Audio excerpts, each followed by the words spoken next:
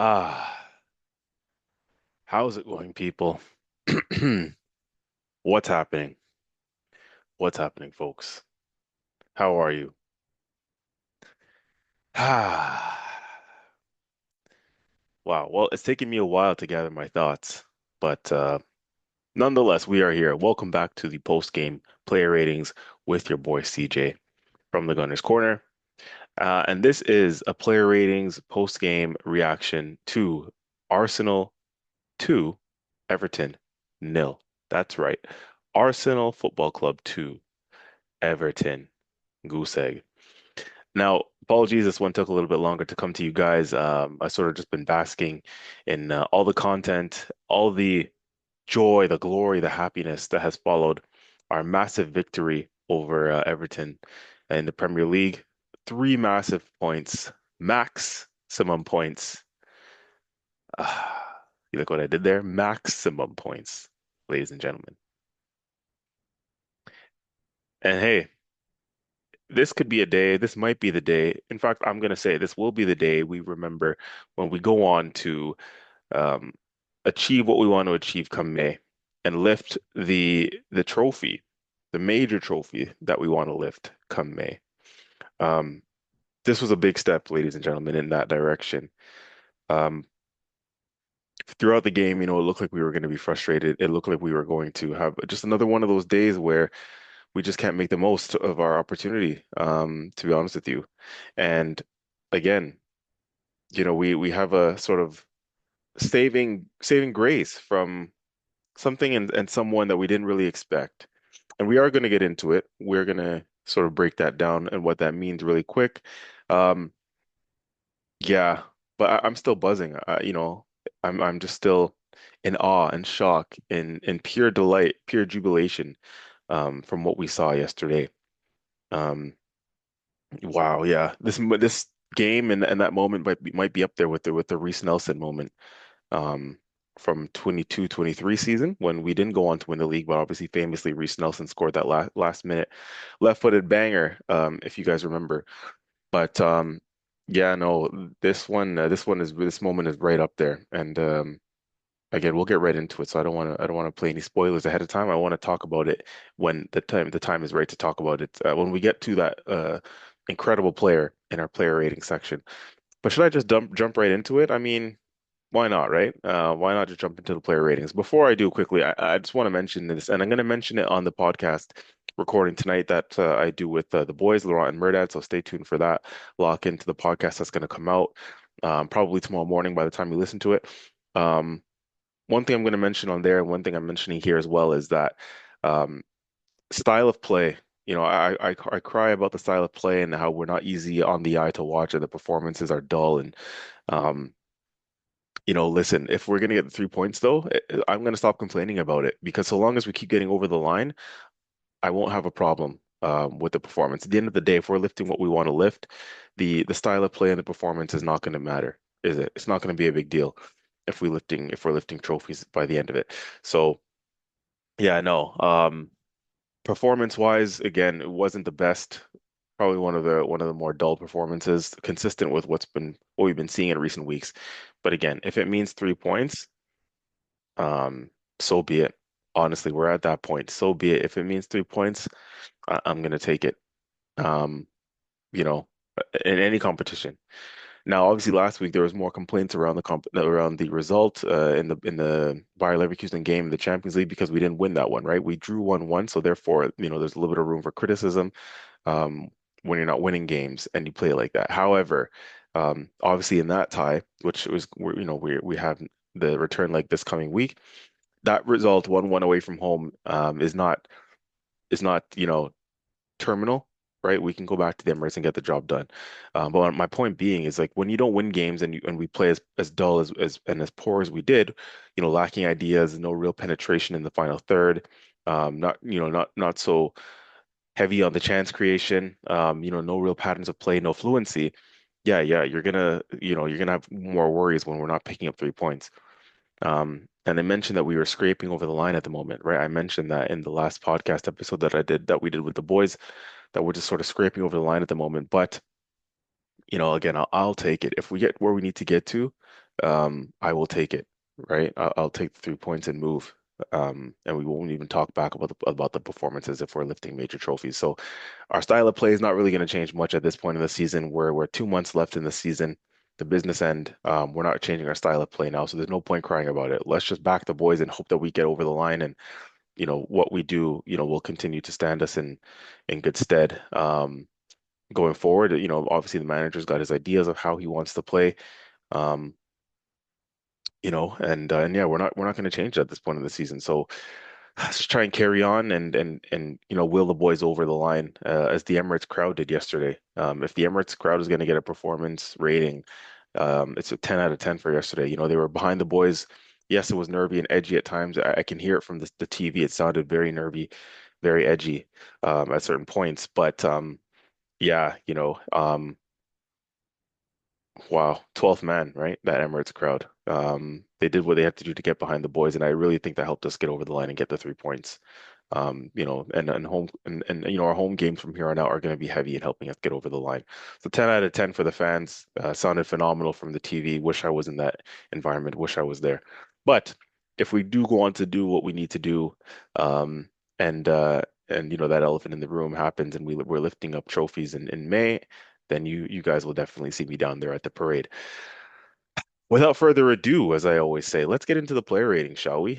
Exciting one to talk about. As you can see, I'm very relaxed. I'm sit back in my chair at the moment, um, because the other elephant in the room is that yesterday Manchester City dropped points in London when they played West Ham, which ended in a 1-1 result.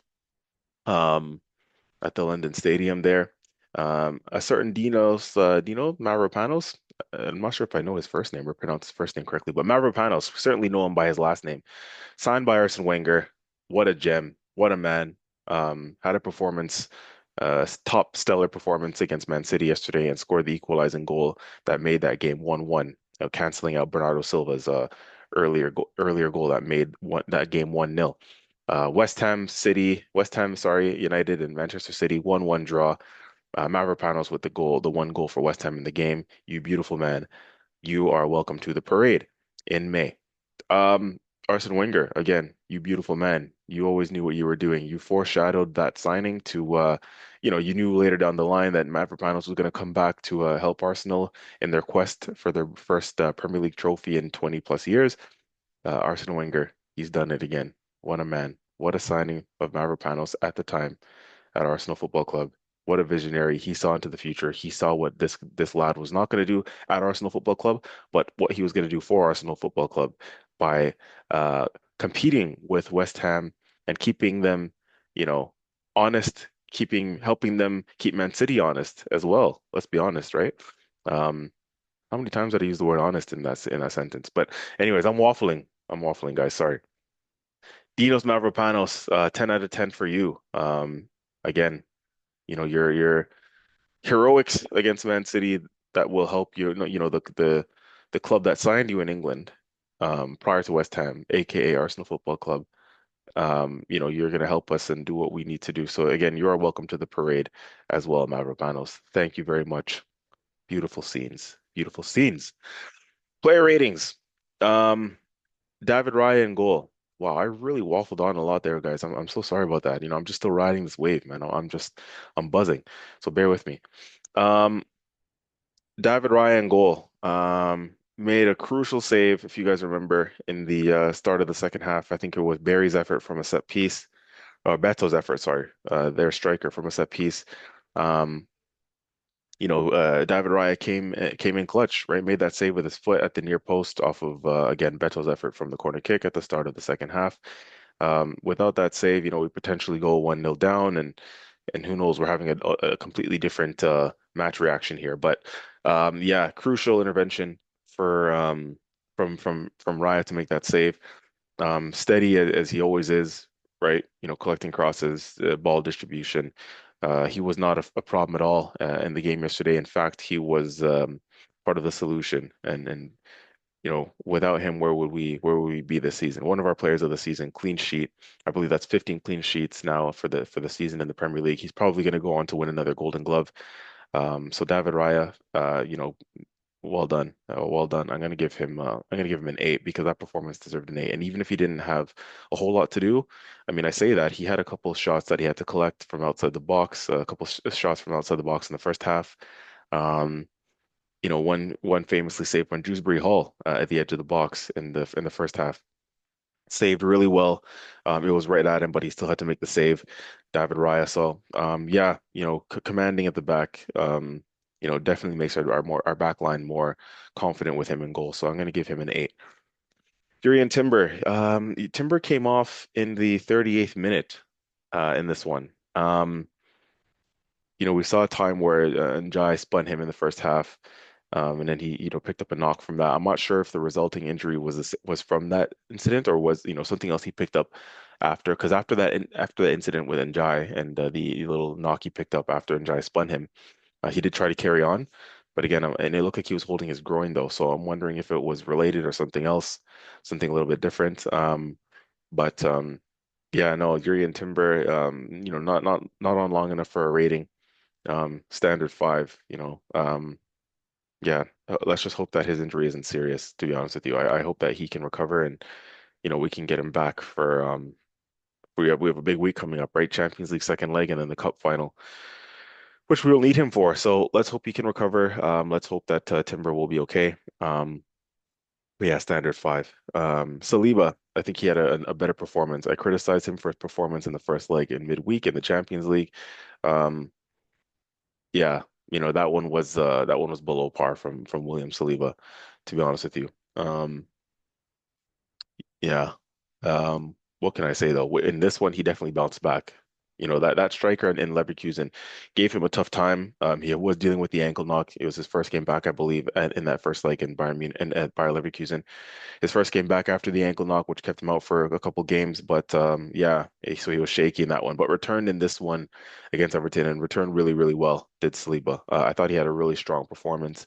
Um, yeah, commanding at the back. Gave Beto a tough time, and then Barry later, who came on for Everton, so dealt with their strikers accordingly. Yeah, it wasn't troubled in this one too much personally for himself. I don't think nothing really got by him. And he held his own, Saliba. So yeah, much better from him. Looked more assured. Um, Carries the ball really well. That's one of his strengths. We know that, right? He'll get high up the pitch in the opposition third to help give us an outlet and give us an extra, a body on the ball, somebody that we're comfortable with the ball at their feet. So yeah, happy with Saliba's performance. I'm gonna give him an eight. Gabriel alongside him, solid at the back as usual. I'm also going to give him an eight. I didn't see too much wrong with Gabriel's performance. Just a leader at the back, committed to the cause, committed to defending. Um, yeah, I think an eight is fair for Gabriel as well, who's quietly, not quietly, actually loudly been one of our players of the season, as Gabriel. Calafiori came back in a left back in this one, and that's a change that I called pre-match prediction. I said that Calafiori would probably come back in. He did come back in for this one. Um, with Calafiori, listen, that scorpion block famously, if you haven't seen the clip, go see it online. It's gone around now. If you didn't see it in real time in the game, go check online. It's everywhere. Just even type in Calafiori scorpion block, you'll see it. Giroud famously scored a scorpion goal for us many years ago against Crystal Palace. For those who are around to remember, Giroud scored a scorpion goal for us many moons ago at the Emirates. Um, but this scorpion block from Calafiori is right up there with as far as scorpion tags are concerned. This scorpion block is just as important, if not more so, than that scorpion goal that Giroud scored many years ago. Go have a look, man, at this Calafiori block. Again, if you didn't see it in real time and if you don't remember it. The block that he put on, I think it was McNeil's effort in the first half. Ball came down the um, left-hand channel. I think it was the one from Njai right after he spun timber. I could be wrong on that, but I think that was the time I'm referring to. Ball comes, from the our right channel, their left, into the box to the back post. Calafiori sort of falling over. McNeil gets it down in the box, has a pop onto his left foot, and as Calafiori is on the ground, he sticks that boot out, that leg out at a perfect height that blocks the ball from going into the back of the net. Now, could Raya have got there? Who knows? Who knows? We'll never know. But what we do know for sure is that Calafiori, didn't even leave that up to question. He stuck his foot out there whilst he's half on the ground, blocked it brilliantly. That is a crucial block at that point in the game where it's nil-nil, games in the balance. Again, if we go down 1-0, who knows what happens from there and how the rest of the game turns out. For that block alone, for the athleticism, I'm going to give Calafiori an 8.5. I'm sorry, maybe it sounds a little bit exaggerated, but we're in a good mood. We just won the game. We have one hand on the trophy. Little cheeky one there for you guys. Yeah, I'm in a good mood. We're buzzing. City drop points. I'm going to overinflate these ratings if I have to. That was a crucial block at that time in the game. I'm going to give him an 8.5 for Calafiori. That block was standout from as far as all our back four, back five is concerned. And listen, he did well going the other way. I don't think much got past him either defensively throughout the game. He wasn't troubled too much, but on that side. And yeah, like I said, going the other way, he tried to be what we brought him in the team for, right? Which is to be an extra sort of control on the ball, a little bit of a wild card factor for the opposition to worry about in the final third. He did take up good attacking positions. I was happy with his performance, overall an 8.5. Zubimendi came off in the 74th minute.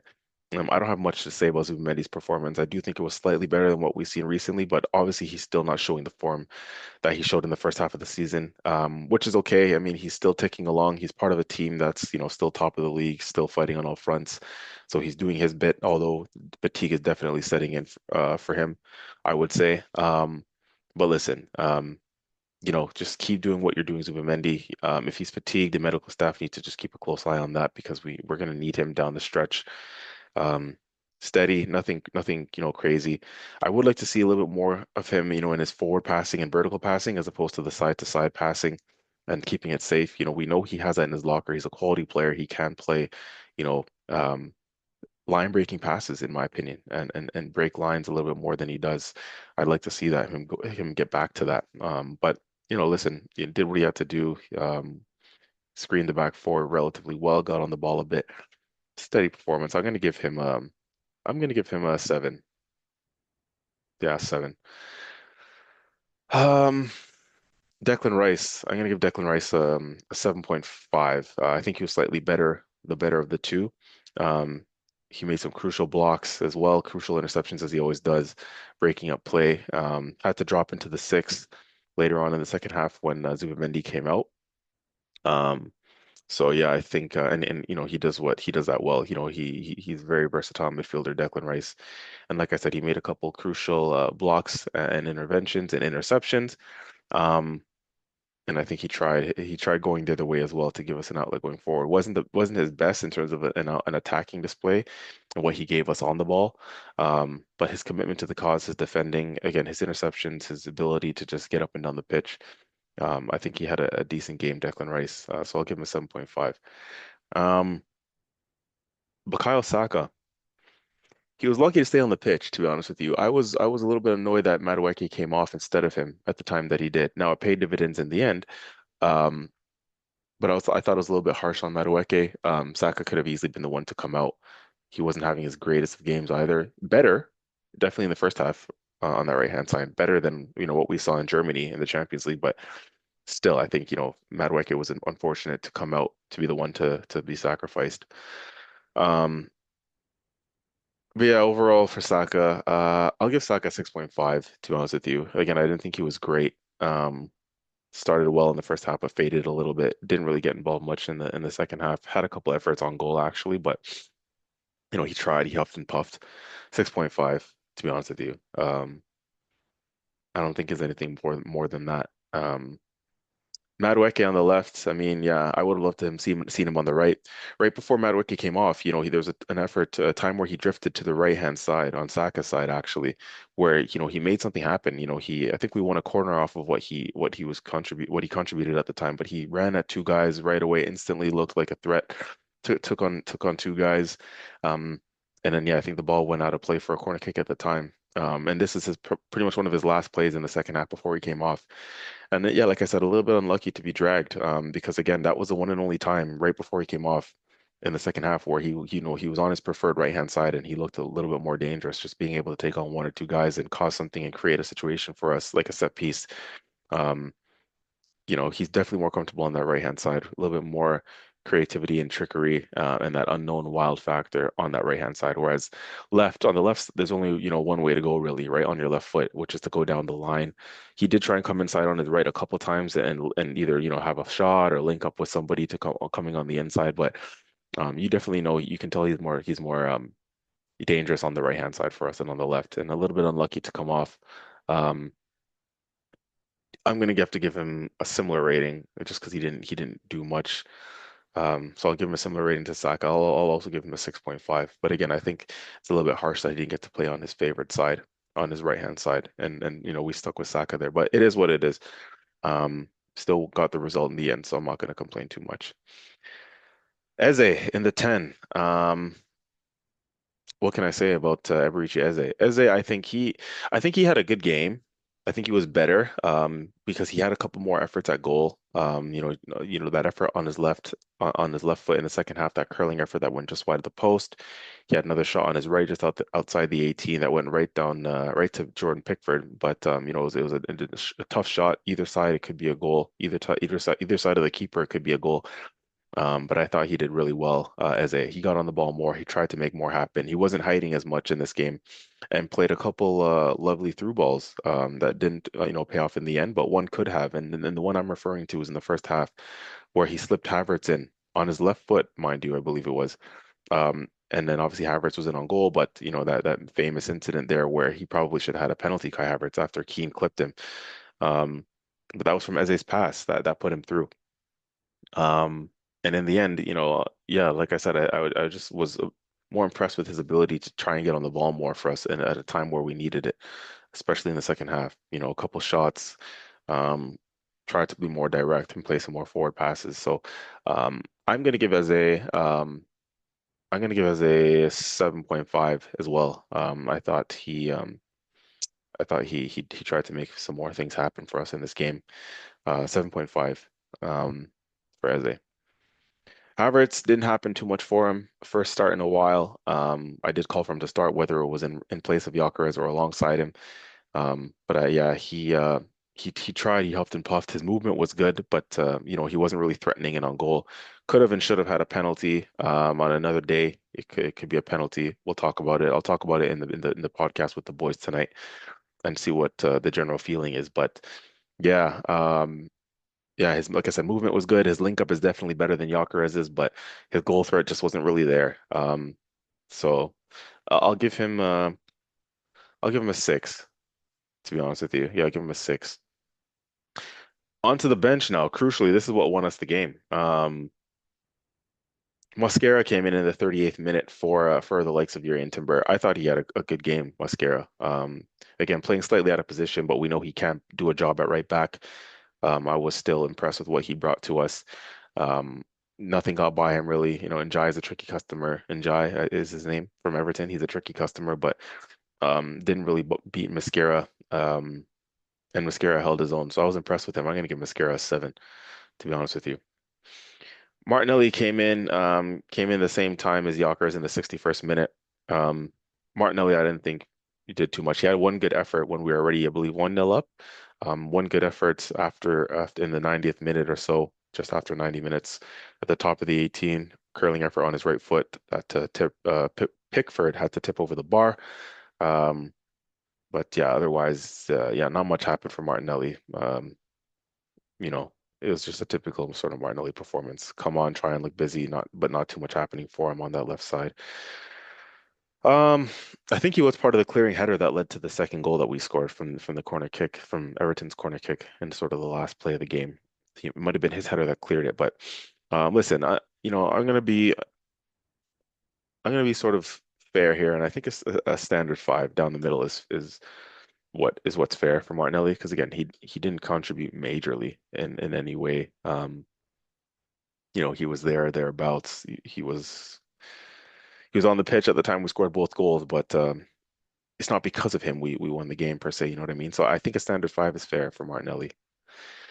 Um, Maybe that's harsh, eh? Maybe I'll give him a 6, because like I said, I think he could have been his header that cleared for the second goal that we countered on. I'll give him a 6, man. We're in a good mood. I'll give Martinelli a 6. Gyökeres didn't do anything up until he scored the crucial goal for us, so he could get a poor rating for that. However, the only thing he did was score the goal, and that's all he needed to do. Let's be honest. The striker's there to put the ball in the back of the net. He was in the right position at the right time. I'm not going to slander him this game. He deserves his flowers. He essentially got the goal that won us the game, and therefore, for me, I think he deserves credit for that. What do I give him? I'll give him an eight for it. I'll give him an eight. I think that's fair. Um, yeah, didn't do anything else, but got the crucial deadlock goal, breaking the deadlock goal for us. So I'll give him an eight, Gyökeres. Um, Hincapié. Hincapié, he's just a beast. We love him. Quickly becoming a fan favorite. Get that signing permanent ASAP. That slide tackle that he did late in the second half, that just got the crowd riled up and got us excited and off our feet. We cheered that one like a goal, Hincapié, that slide tackle. Um, for those who don't know what I'm talking about, late in the second half, to preserve the lead, he does a crucial slide tackle, sort of down the left channel.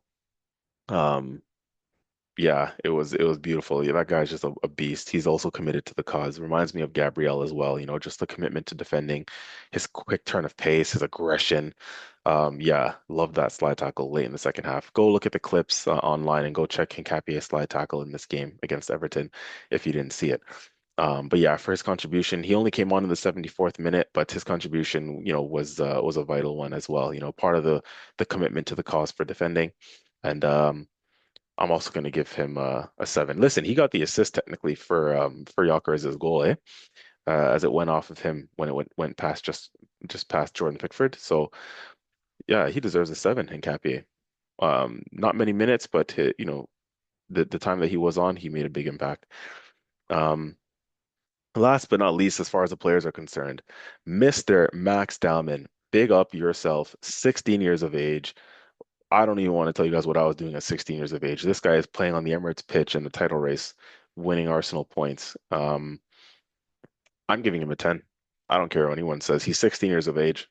He gets a 10 out of 10. Um, Swings in the cross for the first goal.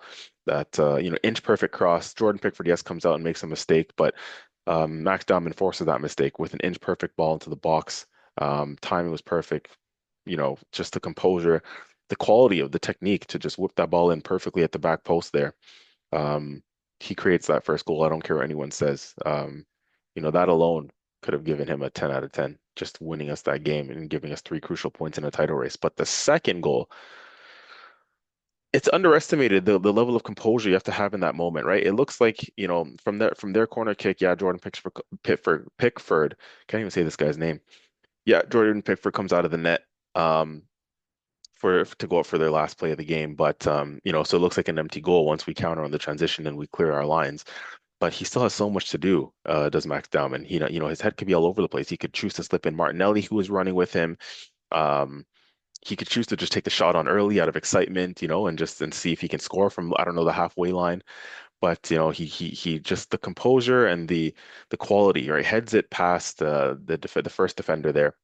Um, and it's run past him as if he wasn't there. Um, and then just the second one to send Dewsbury Hall for a hot dog. He just drops him on his ass. 1-2 around Dewsbury Hall, quick feet.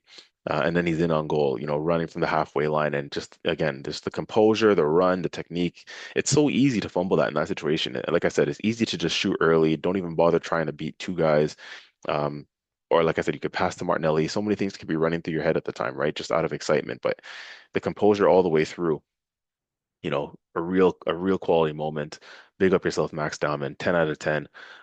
There's just going to be so much more content and things coming out around this player because what a player he is. And so I'm going to save some more of that thought for the coming days, for the podcast tonight with the boys. We're going to talk more about this young kid. What a talent he is. 10 out of 10 for Max Dowman. Last but not least, Mikel Arteta. I was fuming with him at the time when he took off. He did like for like subs, right? He took off one left winger for another in Madueke for Martinelli. He took off one striker for another in Gyökeres for Havertz. I wish he would have brought on Gyökeres to play alongside of Havertz at a time when it was 0-0 and we needed a goal. But lo and behold, listen, those early subs in the 61st minute when he brought on the likes of Martinelli and Gyökeres for the like for like swaps. Um, Listen, the subs later on in the 74th minute with the Hincapié and Dowman ones look like brilliant substitutions in the end because Hincapié gets an assist and Dowman, gets a pre-assist for the first goal and then his own goal for the second. So listen, the manager at the end of the day, whilst I was fuming at the time for his like for like subs at the 60th minute, by the end of the game, the later substitutions did what they needed to do for us and got us crucial points. So he was brave enough to bring on the 16-year-old, and the 16-year-old made the difference. So Mikel Arteta, I have to big you up as well. You get a 9 out of 10 because the only 10 could be Max Dowman on the day for me. He deserves all the plaudits. Man of the match as well, Max Dowman, by the way. But Mikel Arteta comes close because without that bravery to make that substitution and bring on the young kid, you don't win that game. So listen, I've waffled on a lot there. There's going to be a lot more coming out in terms of the content and the discussion around this game. The big week ahead. Um, we play Bayern Leverkusen in the return leg of the Champions League. Let's hope we can get through in that one, and then the cup final a week today against Man City. So stay locked in here, folks. Thanks again for listening to this and for being part of our journey. Please continue to like, share, and subscribe, most importantly, to the channel and hype the channel, hype the recording, the video, if you don't mind, because it really, really does help us out. We're going to continue to deliver the content thick and fast for y'all and stay locked in. Okay, so this has been CJ from the Gunner's Corner. This has been the post game player ratings, and we'll see you guys on the next one. Bye bye.